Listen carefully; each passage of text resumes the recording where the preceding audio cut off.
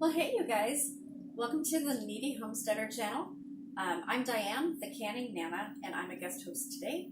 And the way I know Heather is through YouTube. I've been watching her for about 9 or 10 years, and she's taught me a whole lot of stuff about canning, you guys. One of the main things that I've really benefited from is canning beans. So I love Heather's way of doing it, and I have researched it, and it's a little controversial, the no soak method, but it's something that I prefer, especially with pinto beans, and they come out perfectly well. They are absolutely scrumptious.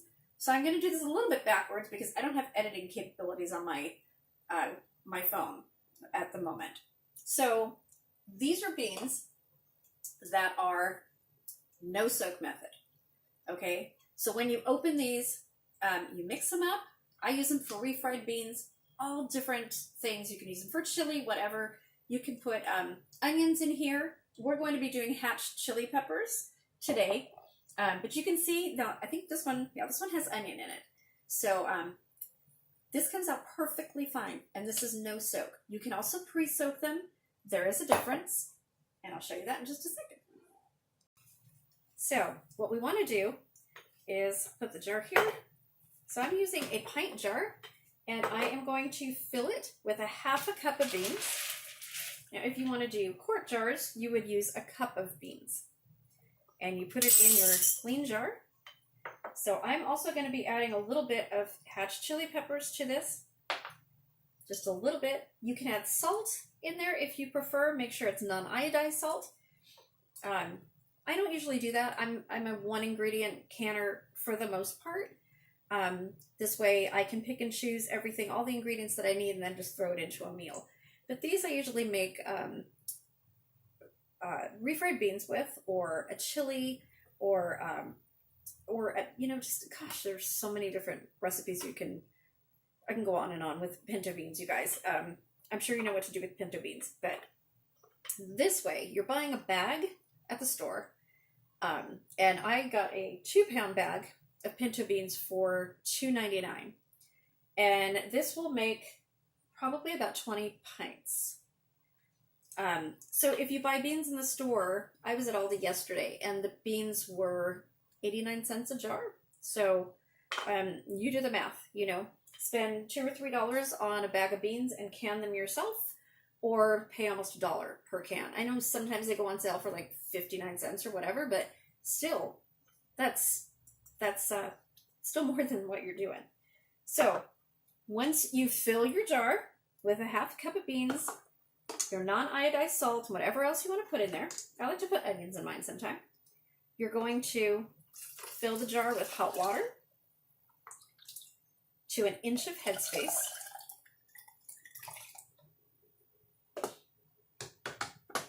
And make sure that you have 1 inch of headspace, just like this. Make sure you're using clean, filtered water. You don't really want to use tap water. I know where I am, I have very hard water, and it leaves hard water deposits everywhere, the white film. And you just don't want to do that. Okay, I have a floating bean in there. Okay, so once you have your water to 1/2 inch of headspace, you get your debubbler. And I want to tell everybody, these debubblers, these are for my channel, but they are going as a fundraiser for Heather and her family over on Etsy. I've got an Etsy store there, the Canning Nana or Jack and Diane Designs. $2 out of every one of these debubblers is going to Heather and her family. So I've already made a couple personal donations and 1 donation so far from my channel. I've also got videos to watch where it notes that all of the proceeds are going to Heather and her family. I'm also doing Herbalife and Avon fundraisers where 25% is going to her family.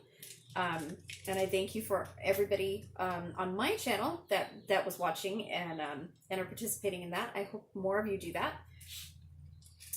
So the debubbler comes in handy. You have to have a debubbler, you guys, if you're canners. It's a must. And they were out of stock on Amazon for the longest time. They've just come back, but they're still expensive. So mine are not, however. So you want to get all of the bubbles out of your beans. And I always get a little bowl with some white vinegar in it and either a cloth or a napkin or a paper towel, and you dip it in, and then you want to wipe the rim. And you wipe the rim for two reasons. One, I've hoped that you've already looked at your jars and made sure that there's no cracks or chips or anything like that. You don't want a cracked or chipped jar when you're canning because you will lose all of the contents of that jar. That jar will break under pressure.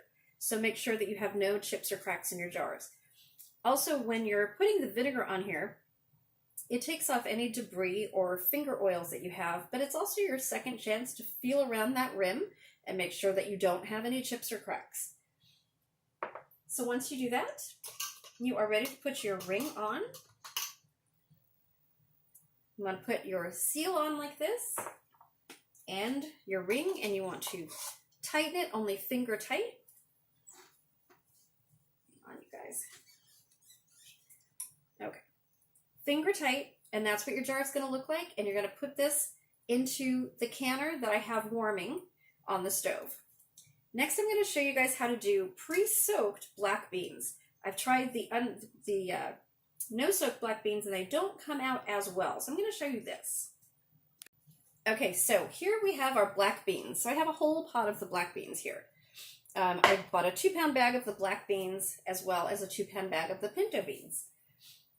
So what you want to do differently when you have pre-soaked beans is you want to fill the jar up to the 1/2-inch headspace. I'm going to dump just a little bit of that out. It's a little bit too full because these will expand just a little bit more. These have been soaking overnight, so they're pretty much as big as they're going to get, but just in case. And then I'm going to put some of my hot water in here like this. Fill it up to 1 inch of headspace or right up the top there. And then you want to take your debubbler, especially with pre-soaked beans because they have a lot of gases in them. You want to go down the sides of the jars like this. And also, I go through the middle of the jar as well. Make sure all the beans there's no bubbles in those beans at all. And then usually, like now, it goes down, the level goes down so you have more room. And I'm going to put just a little bit more water in here. And then I'm going to put the lid and the ring on. Get this to 1 inch of headspace. There we go. Okay. So, I'm going to get my vinegar. Wipe the rim. I'm going to put the lid. And I need another ring.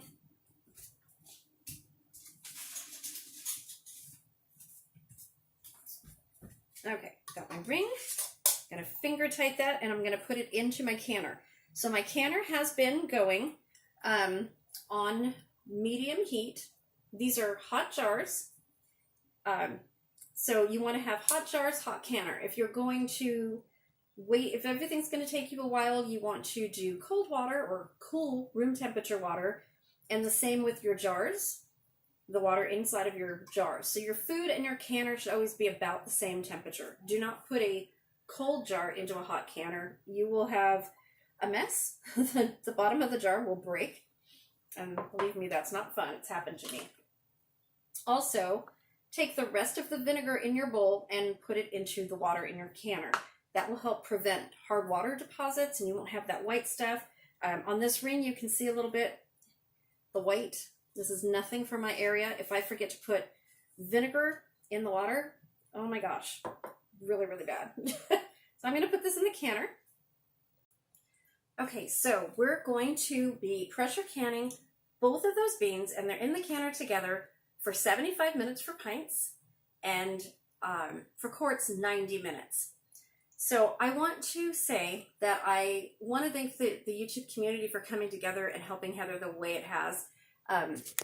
Oops, sorry about that.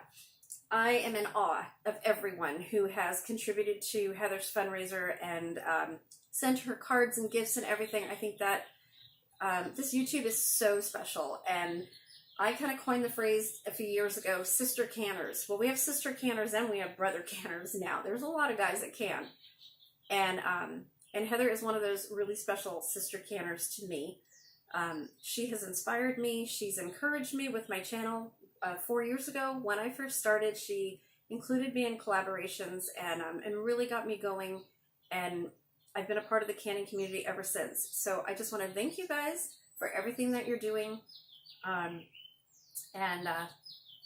Yeah, just thanks. Come visit my channel, check it out, see if you like, what you see, and maybe subscribe to me.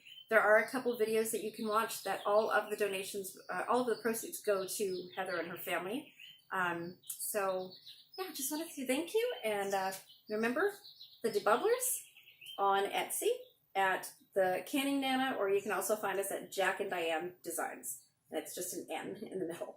So $2 out of every one of these goes to Heather, you guys. So you're getting a debubbler, but you're also helping. So I want to thank you for that. And thank you, Heather, for including me in this. I am honored. I'm honored to do this for you.